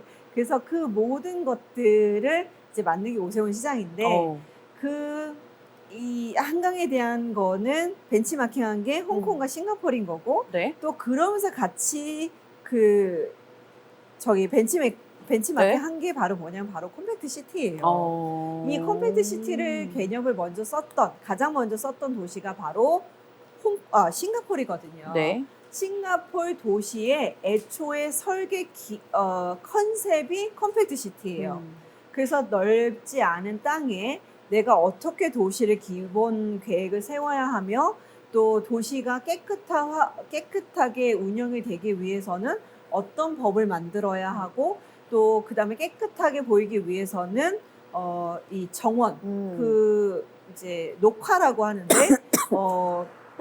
꽃이라든지 나무를 많이 심어서 굉장히 자연을 끌어들이는 그런 녹화 시설들도 많이 만들어야겠다라고 해서 이 키워드가 딱 세 개인 거죠. 컴팩트 시티, 그 다음에 그 정원화시킨 녹화, 그 다음에 세 번째가 바로 깨끗함이에요. 그래서 그 싱가포르에서는 뭐 껌 하나 버리면 제가 정확하게 금액은 기억을 못 하겠는데 뭐 한 16만 원인가? 뭐 그 정도로 굉장히 많은 벌금을 내야 될 정도. 죄송합니다. 예. 아이고 어떡해요. 물을 얼른 한 잔 드시죠. 네네네. 확실히 지금 코로나인데 계속 찬바람 쐬시고 말하다 보니까 좋지 않으시네요. 네. 뭐 자, 살에 걸렸나? 예. 괜찮습니다. 예. 그래서 이 컴팩트 시티는 애초에 싱가포르의 그 모습을 많이 닮아갈 수밖에 없다라고 생각을 해주시면 되고 네. 그 개념들을 계속 가지고 와서 우리나라에도 좀 적용을 하고 싶어 한다. 근데 진짜 잘했다 그거. 물론 이제 뭐 오세훈 시장이 꼭 이제 이거를 밀고 있다라는 얘기는 아니지만 네. 우리나라가 그렇게 닮아가는 것도 괜찮다. 벤치마킹을 하기에도 괜찮다라고 보시면 될 것 같아요. 네. 그래서 앞으로 우리의 그 도심지가 네. 또 혹은 서울이 그렇게 아주 지하철을 중심으로 집약되어 가는 형태로 가는 하나의 단계다라고 보시면 될 것 같고요. 그러면 우리 입장에서는 뭘 하나 기억해 주시면 좋느냐면 네. 싱가포르, 홍콩 둘 네. 다 네. 주거 가격이 비싸기로 유명한 곳이거든요. 거기가 보통 뭐 1억, 평당 1억 뭐 이렇게 하는 곳이다. 뭐 한 2, 3억을 하는 곳이다. 그러니까 우리나라가 네. 5천만 원도 안 됐을 당시에. 그러니까 정말 잘 사는 곳이 뭐 강남권역이 한 5천만 원이다라고 얘기를 할 때 이미 뭐 1억, 2억 이렇게 찍던 곳이었거든요. 네. 자, 그 얘기는 뭐냐면 우리가 홍콩처럼 간다는 얘기는 이 서울 도심지는 더 가격이 올라간다는 얘기고요. 집중화가 된다는 얘기인 거고요. 자, 그러면 서울 외곽은 경기도나 그 이외 지역은 어떻게 네. 되는 거냐면 우리가 지금 표를 갖고 오진 않았지만 네. 요번 8.16 대책에서 네. 가장 핵심이 아까 도심이라고 했잖아요. 네네네. 그러면 도심지에 더 많은 이 주택수를 배정을 하려고 하다 보니까 이 다른 곳에서 좀 줄어야 되지 않겠어요? 그쵸. 그래서 8개 도시에서 즉 밑에 도시겠죠. 네. 이 지방에 배정이 돼야 되는 그 수를 한 20만 가구 정도를 다 서울로 끌어왔어요. 자, 그 얘기는 뭐다? 가면 갈수록 우리가 알고 있는 지금도 서울이 비싼데 서울의 가격과 지방의 가격의 편차가 뭐 요 네. 정도의 기울기였다면 이제는 점점 이렇게 기울기가 커져서 이 서울의 가격은 더 높아질 거라는 거죠. 근데 서울 입장에서는 그렇게 자꾸 높이는 게 좋은 건가요? 근데 저는 그러니까 그 지하 없앤다는 그런 것도 그렇고 결국에는 어쨌든 돈 많고 여유 있는 사람들이 살기 좋은 곳이 점점 서울인데 다 서울로 자꾸 올라오잖아요. 그래서 좀 지방을 좀 어떻게 좀 잘 이렇게 키워가지고 좀 이렇게 퍼뜨리면 안 되나? 이런 거죠. 그나마 지금 경기도로 좀 분산을 시키고 있기는 한 거거든요. 그게 바로 GTX도 마찬가지예요. 그러니까 GTX도 결과적으로는 서울 안에 이동거리가 30분이니까 GTX로 30분 거리를 경기도로 만들어 놓으면 우리가 알고 있는 송도, 일산, 남양주, 또 어디가 있을까? 수원 이런 데들이 다 서울화 시키겠다라는 거거든요. 그 어떻게든 이제 가까우니까 이렇게. 그렇죠. 얼마든지 그래서 거기에 주거가 있어도 괜찮아. 꼭 서울에 살진 않아도 돼. 이건 건데 문제는 네. 주거는 이렇게 늘릴 수가 있는데요. 네. 일자리는요? 일자리가 문제인 거죠. 그러니까 일자리를 음. 이게 참 그 뭐 사회적인 그런 거긴 하지만 아니 너무 욕심을 좀 낮추고 어. 그냥 이렇게 좀 소소하게들 살면은 지방에 여기저기서 너무 다 그냥 막 미친 듯이 다 서울로만 오니까 저도 서울에 살긴 살지만 너무 이게 아, 너무 빡세지 네. 않나. 제가 그 저희 언니가 대전에 살아요. 네. 근데 대전이 정말 산에 둘러싸여 있고 정말 깨끗하고 좋거든요. 네. 그래서 제가 언니네 놀러 갈 때마다 네. 언니 나 대전에 이사 오고 싶어. 나 일산에 안 살고 대전으로 내려올까 봐. 그리고 아주 심각하게 제가 고민을 했어요. 그랬더니 언니가 하는 얘기가 뭐냐면 연구원이 아니면 너의 직업이 연구원이거나 관공서에 일하는 공무원이 아니면 대전 내려오지 마. 여기 먹고 살 거리가 없어 라는 얘기를 하더라고요. 그러니까 일자리가 생각보다 지방이 많지 않다라는 거예요. 그러니까 내가 지방이 좋아서 사는데 그곳에서 내가 이 생활에 영위할 수 있는 기본적인 일자리가 많지 않으면 내가 살고 싶어도 살 수가 없는 거잖아요. 근데 생각보다 그렇더라는 거예요. 그래서 가급적이면 이제 지자체에서도 지방에 일자리를 많이 만들어 주셔야 되는 것도 숙제인 거고요. 다만 지금 요번에 그 코로나를 겪으면서 코로나 2년 동안 재택근무 하시는 분들이 되게 늘었어요. 네네네네. 그래서 이제는 오히려 회사에 와라 그랬더니 뭐라 그러냐면 재택근무하면 안 됩니까? 그러면서 오히려 퇴사하겠다라는 얘기들을 하신대요. 네. 자, 그러면 솔직히 이제부터는 굳이 직장을 자주 나가지 않아도 되는 거거든요. 그리고 실제로 회사에서도 업무 평가를 해봤더니 평가가 더 좋아요. 그러면 굳이 회사를 오라고 하는 게 필요 없고 또 그 다음에 그 많은 인구들 사람들을 앉아야 되는 책상을 굳이 유지하지 않아도 되니까 더 컴팩트해져도 되는 거잖아요. 그래서 뭐 한편으로는 이번 이렇게 그 팬데믹 이후에 직장들을 그렇게 많이 나가야 돼도 되느냐? 그러면 당연히 도심지 서울이 아니어도 되는 거 아니냐라는 얘기들이 돌고 있는 거라서 좀 더 지켜보긴 해야겠으나 그래도 직장은 가진 않아도 제가 사업상 만나야 되는 사람들이 모두 다 서울에 있고 대부분이 강남에 있고 그리고 또 뭐예요? 내가 그 업무를 담당을 하려면 어딘가 이제 뭐 그렇잖아요. 내가 뭐 저거 뭐죠? 그 레저를 즐기러 가야 되는데 그걸 같이 즐길 사람들이 다 거기에 있어요. 동호회 사람들이나 뭐 이런 모든 사람들이. 자, 그러니까 생각외로 그게 쉽지 않다라는 거죠. 네. 정말 저도 바람은 저도 일산에 살고 싶어요. 일산 너무 좋거든요. 네. 근데 이제 아이들이 거의 다 이제 그 학교를 졸업을 하게 되면 저도 일산을 벗어나서 도심지로 와야 되나 하고 고민을 하고 있습니다. GTX가 생겨서 킨텍스에서 이제 그 삼성역으로 오는 게 정말 30분밖에 걸리지 않으면 좀 고민을 해봐야 되는 일이긴 하지만 그 전까지는 참 쉽지 않겠다라는 생각을 하네요. 네. 어쨌든 뭐 욕심 없는 사람의 어떤 이렇게 답답함이었어. 이거 뭐 현실로 이루어지지는 않겠지만. 자, 이제 마무리하면 될 것 같은데요. 기억해 주실 건 컴팩트 시티는 도심에 있어야 하고 그 도심은 곧 지하철인 거고 그 지하철을 기반으로 해서 더 많은 사람들이 모여들 수밖에 없다. 자, 그러면 그 역세권을 끼고 있는 서울은 더 올라갈 것이고 지방하고의 격차가 더 늘어난다. 이거 하나만 기억을 해주시면 될 것 같고요. 그 기간은 앞으로 10년이라고 보시면 될 것 같아요. 그래서 좀 본의 아니게 서울이 더 집중화될 수밖에 없다라는 얘기를 했는데요. 그거를 알고 있는 게 더 중요하기 때문에 그렇잖아요. 우리 부모님 세대가 내가 그냥 경기도에 집을 살까 그냥 서울에 하나 집을 살까 아파트 가격이 별로 차이도 안 나는데 하고 좀 지방을 사셨던 분들이 항상 땅을 치고 후회하시거든요.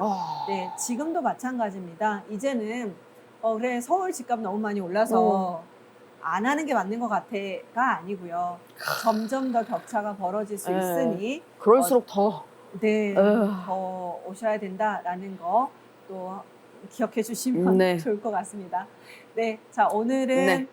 주택 가격이 적정하냐라고 하는 PIR과 네. 아이고 서울은 그래도 서울입니다라는 서울은 앞으로 더 힘들다. 네. 네. 서울은 서울이다. 네, 서울이 서울했네. 서울했다. 서울이 서울했네. 많이 통했어요. 네. 네, 이렇게 음. 마감을 치면 될 것 같습니다. 아, 네, 좋습니다. 뭐 어쨌든 우리 현실에 살아야 되니까요, 여러분. 다 받아들이고 더 이렇게 열심히 살아야죠. 뭐 어쩔 수가 없으니까요. 네. 네. 자, 우리 동핑님 네. 목이 잘 돌아오셔서 다음 주에도 또 아주 네. 씩씩한 목소리로 만나뵙길 바라고요. 네. 네, 저는 여기까지 네. 머니 트레이너 백승혜였습니다. 네, 동경이었습니다. 여러분들 반갑습니다. 아니, 반갑습니다. 여러분들 감사합니다. 인사드릴게요. 안녕. 빨리 끝내려고. 안녕. 감사합니다.